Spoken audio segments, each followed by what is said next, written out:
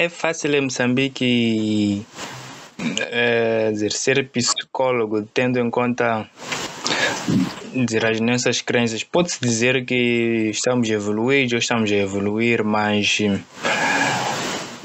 a questão das crenças ainda é muito forte. Quer dizer, é fácil ser psicólogo em Moçambique?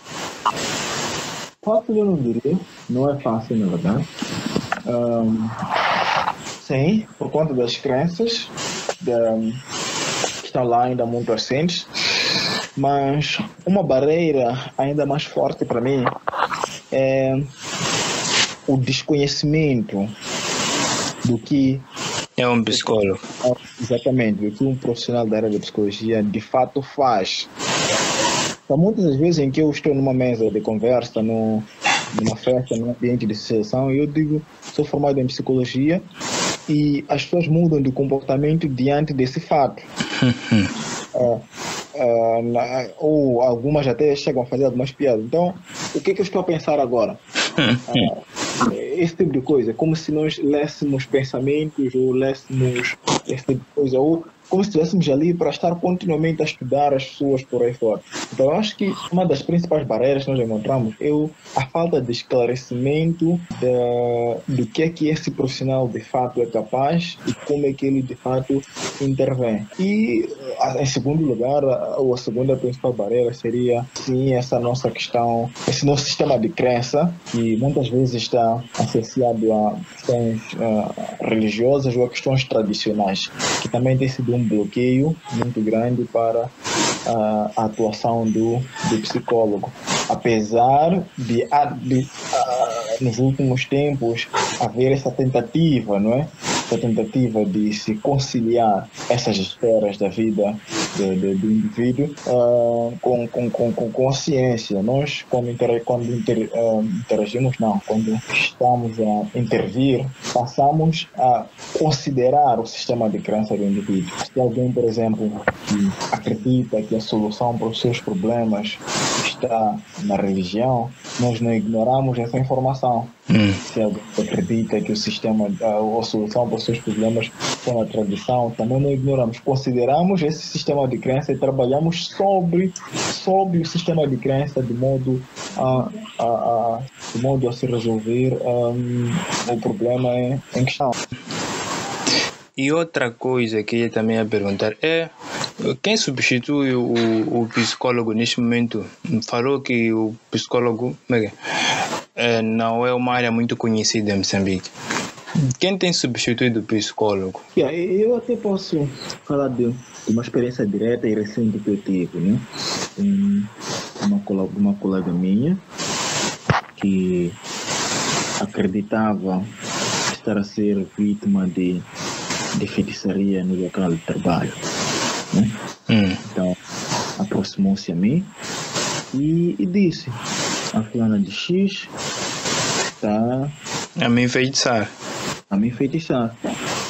Sem dúvida eu devia prestar alguma atenção nesses relatos, que era para entender o que é que de fato estava a acontecer. Então continuei a ouvi-la e ela descreveu o cenário.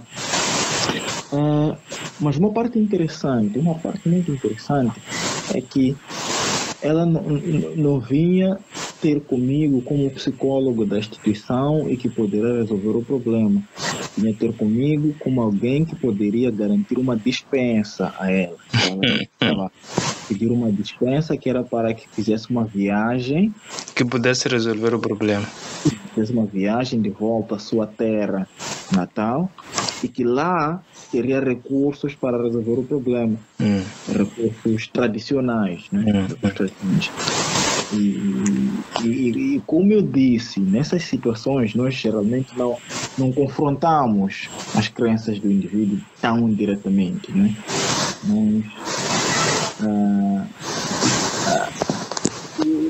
Quando nós percebemos que as crenças são disfuncionais e podem comprometer o processo terapêutico, nós garantimos cenários em que estas crenças são desacreditadas. Ou seja, se acha que a solução do seu problema é indo à igreja, que é um dos principais como disse quem substitui, que é uma das principais alternativas à psicologia que as pessoas têm recorrido. Então acha que é indo, por exemplo, ao médico tradicional, ao curandeiro, que é também uma outra alternativa. Na verdade são as duas principais alternativas. Nós devemos garantir que estes, como é que eu posso dizer?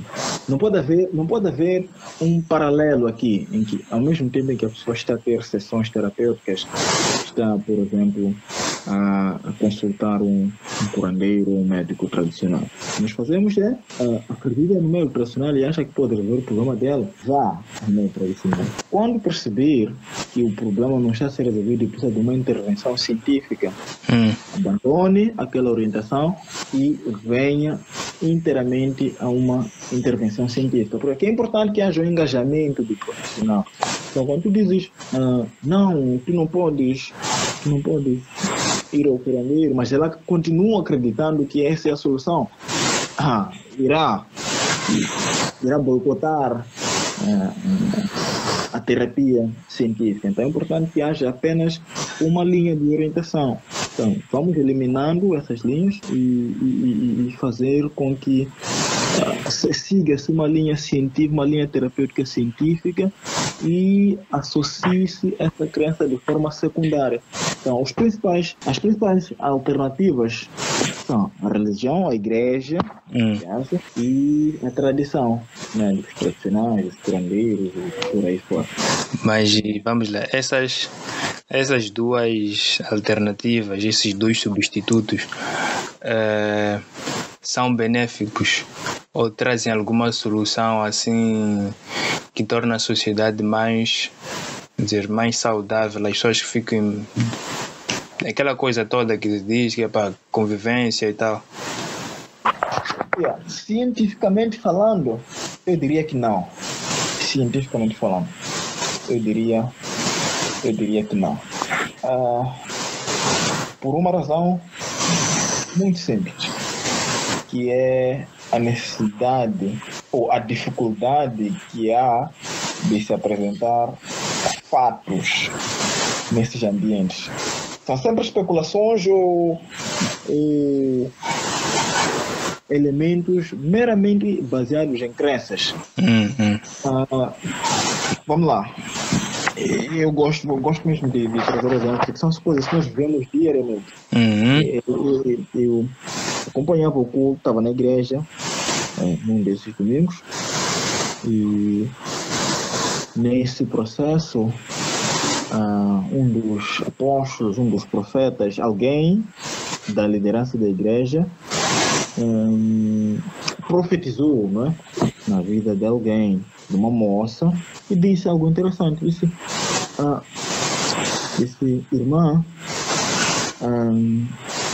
o homem que tu tens na tua vida não é o homem que Deus quer para ti. O homem que Deus quer para ti ainda virá. Mas essa pessoa está com alguém? Essa pessoa é casada. Então, entender o que está acontecendo aí. Então, eu voltaria para casa e vamos lá. Não sei em que contexto e também não sei como é que...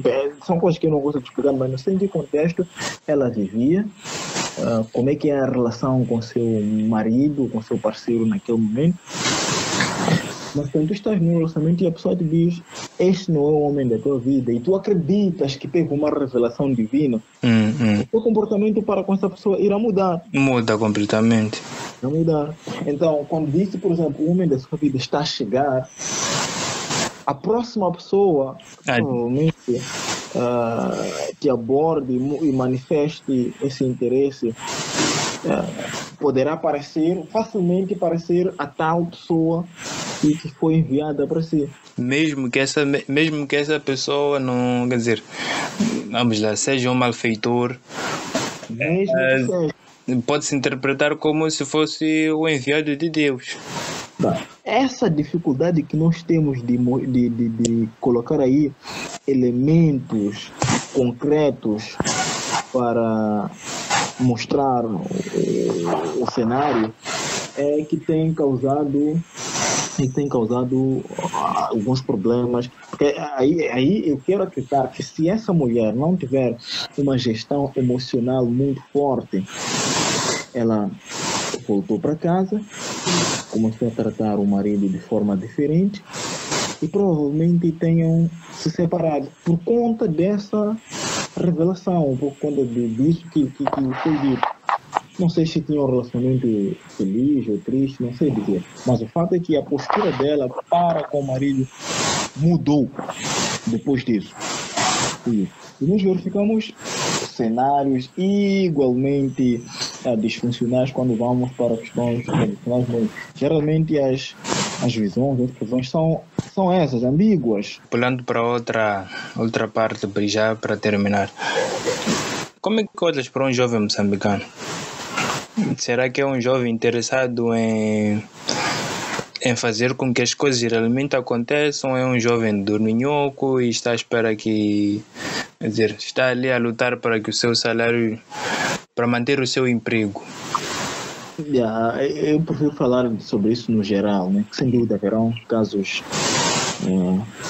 excepcionais, mas no geral o jovem moçambicano não é interventivo, não é interveniente, não é um jovem que catapulta mudanças, é um jovem conveniente, é um jovem que se ajusta ao sistema já estabelecido. Isso é triste, né? Isso é triste. Um exemplo muito recente e gritante foi quando, por exemplo, houve aquela tentativa de organização de uma manifestação por parte de um dos nossos jovens aqui, bem conhecido em relação às portagens, né?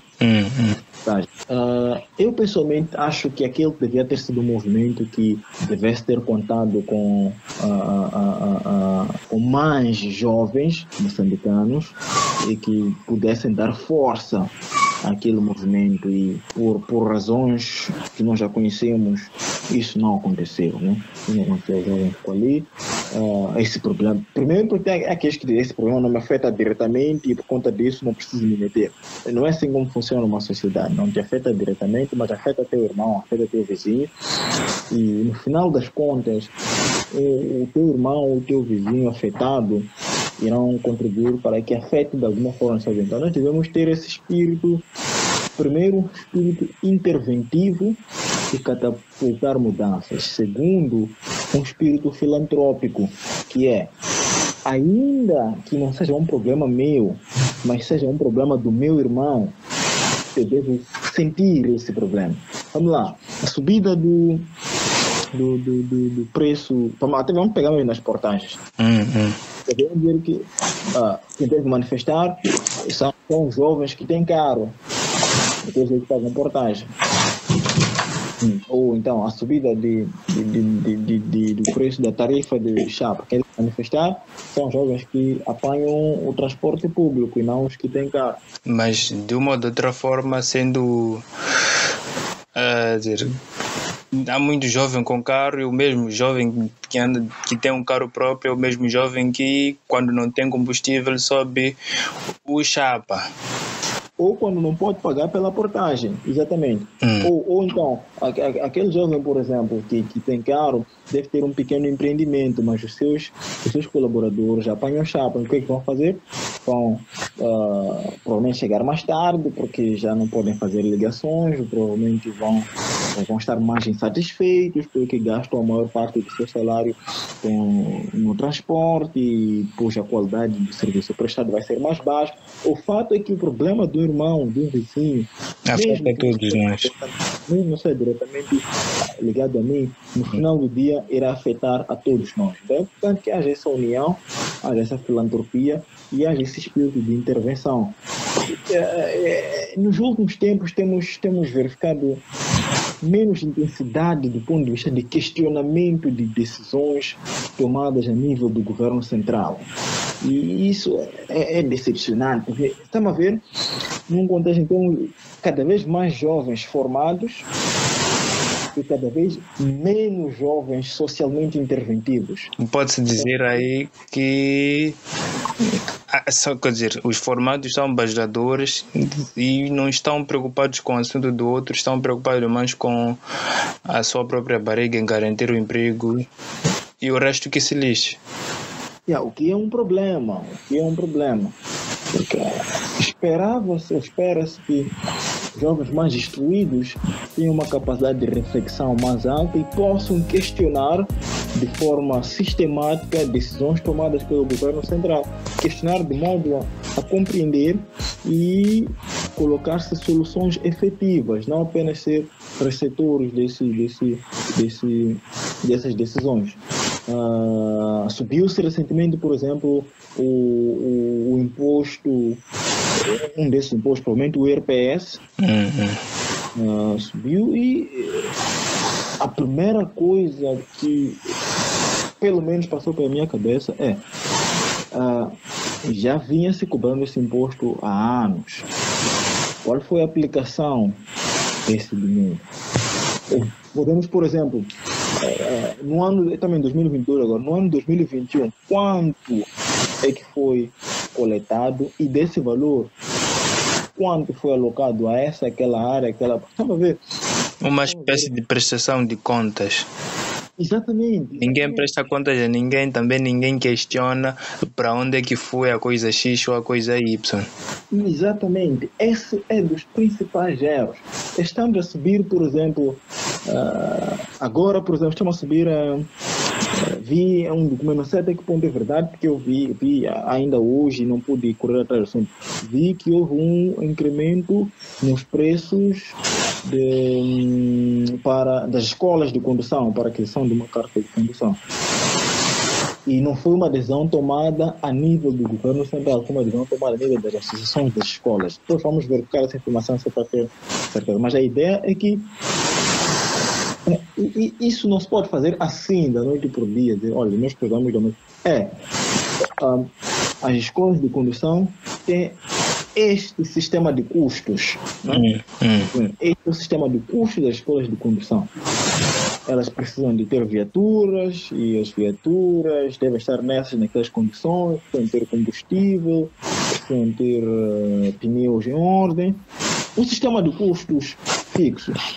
E depois fazer-se ali um estudo, um cálculo que seja possível demonstrar que nós estamos a passar dos 7 mil anteriores para 9 mil, porque queremos cobrir aquela despesa. Não é porque, vamos lá, o combustível subiu, multiplicado por litro, e já podemos... Então, esses questionamentos os jovens é que devem fazer. Quem vai tirar carta de condução são jovens. Quem aí, a força de trabalho que usa as portagens, são jovens que precisam de estradas em condições, são jovens que precisam de escolas em condições para poder inscrever os seus filhos lá, são jovens. Então, a camada mais interventiva, ou a camada que mais devia questionar essas decisões, devia ser os jovens. Mas não, vamos verificar aqui, aquilo que disse, né? O jovem acertou, já não é problema dele. Então está aí no sistema, já não é problema dele. Então já começa a chamar os seus de preguiçosos, ou que enquanto é o cenário que se está a viver. Ok, Lorman, acho que é tudo, e obrigado pela conversa, Brett.